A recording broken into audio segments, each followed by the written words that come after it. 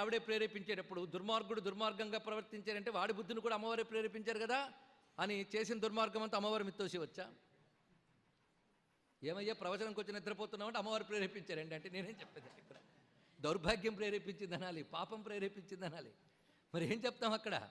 అంటే అమ్మవారు ప్రేరేపించుట అంటే అర్థం ఆవిడ శక్తి ప్రదాయిని, వారికి శక్తినిస్తోంది అని అర్థం. ఇక్కడ మనం అనేక మార్లు చెప్పుకున్నాం, నీలం రంగు అద్దంలోంచి దీపం చూపిస్తే నీలకాంతి వస్తుంది.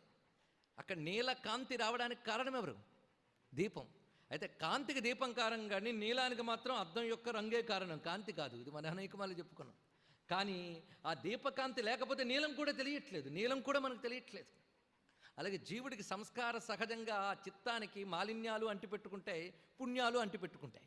ఆ లోపల చైతన్య రూపిణిని అమ్మ ప్రసరించడం చేత మాలిన్య బుద్ధులకు మలిన ప్రేరణలు వస్తున్నాయి.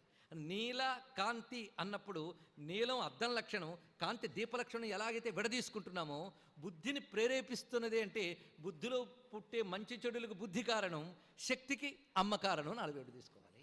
ఇది బుద్ధికి ప్రేరణకర్త్రి అంటే ఇప్పుడు తెలిసింది కదా. అయితే ఇది ఎవడైతే తెలుసుకుని అమ్మా నా బుద్ధులకు నువ్వే ప్రేరణకారిణి అని తెలుసుకుంటున్నాడో వాడి విషయంలో అమ్మ జోక్యం చేసుకుని, ఎందుకంటే దీపంలా జడంలా వెలిగించు కూర్చోదా తల్లి, ఆవిడ సర్వశక్తిమయ్యి.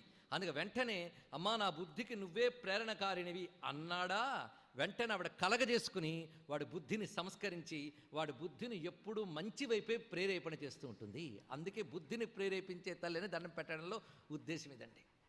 ఎందుకంటే ఆ తల్లి మన బుద్ధిని సంస్కరించగలదు, సంస్కరించే అవకాశం ఇచ్చాం. లేకపోతే మమ్మల్ని అమ్మ ప్రేరేపిస్తోంది అని మీరు ఏ పని చేసిన పని ఆవిడే చేయించిందని పేరు వస్తుంది కదా, మరి ఆవిడికి చెడ్డ పేరు రాకూడదు కదా. అందుకే ఆ తల్లి పూనుకుని ఏం చేస్తుందంటే మన బుద్ధుల్ని సత్తు వైపు ప్రేరేపిస్తుంది. అందుకే ఈ మంత్రం యొక్క విశేషం ఏంటంటే మా బుద్ధుల్ని ఏ విధంగా ఉంటే తరించుతామో ఆ విధంగా ప్రేరేపింపజేయు తల్లి. ఇది అండి గాయత్రి మంత్రం యొక్క అసలు పరమార్థం. అమ్మను అడగవలసిన కోరిక ఇదొక్కటే. లేదంటే పుస్తకం రాసుకొచ్చానండి అన్నారు ఒక ఆయన. ఏమిటంటే కోరికల లిస్ట్ అనమాట.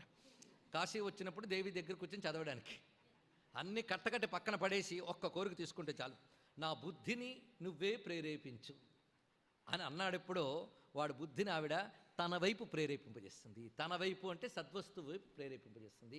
ఇది మంత్రం యొక్క పరమార్థం. ఒక్కసారి సమగ్రంగా భావిద్దాం దీన్ని. సర్వ చైతన్య రూపిణి అయి, సృష్టికి ఆది అయి, జ్ఞానస్వరూపిణి అయి ఉంటూ సమస్త జీవుల బుద్ధిల్ని ఎవరు ప్రేరేపిస్తున్నారో ఆ తల్లిని మా బుద్ధితో ఉపాసిస్తున్నాము. ఈ చెప్పడంలో ఆవిడిచ్చిన బుద్ధిశక్తి ఆవిడికే అర్పిస్తున్నాననే భావం కూడా కనబడుతుంది. కనుక ఇందులో సర్వ వేదసారము, వేదాంతసారము, పరమార్థము దాగి ఉంది. కనుక దీనినే మహామంత్రం అంటారు. ఇది లెక్క పెడితే 24 అక్షరములు ఉన్నాయి దీంట్లో. ఒక్కొక్క పాదమునకు 8 అక్షరాలు చెప్పున్న 3 పాదములు ఉన్నాయి. మరొక్కసారి మంత్రాన్ని మనందరం పఠించి ఇంకా జపించుకోండి. అర్థభావనతో ఉపదేశం పొందడం సంస్కారము. అది ఇప్పుడు మనకు జరిగింది.